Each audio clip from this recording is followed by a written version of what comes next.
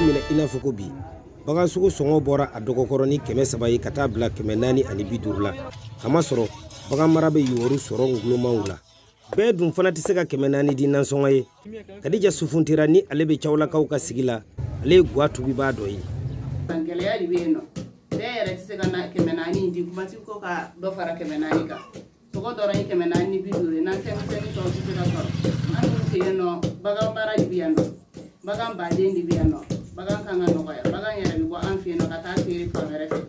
n'a tila an kɔni fɛ yen nɔ bagan kan ka nɔgɔya de a kilo 450 kɔni vraiment degun b'a la baganw balo sɔngɔ gɛlɛyali de wolola nin gɛlɛyaba in na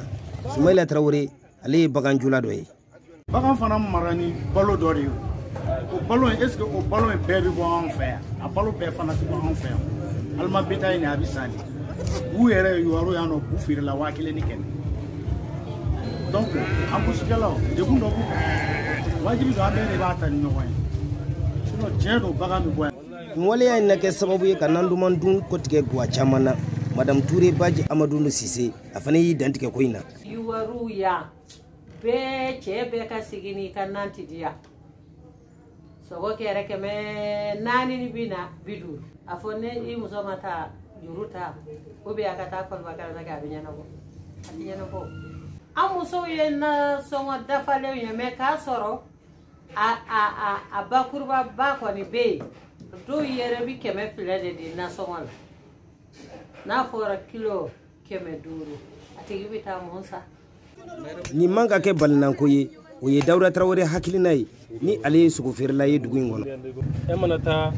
misi san 70,000 70,60 n'i y'a kanti i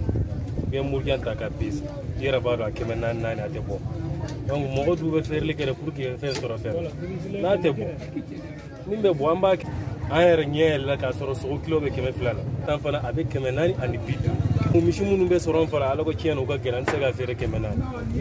an b'a fɔ an y'a kɛ 450 ye mais dɔw fana bɛ an b'u feere 400 VOA Bambara tɔgɔ la ka bɔ Youwarou Gourdou Bocoum ka laseli don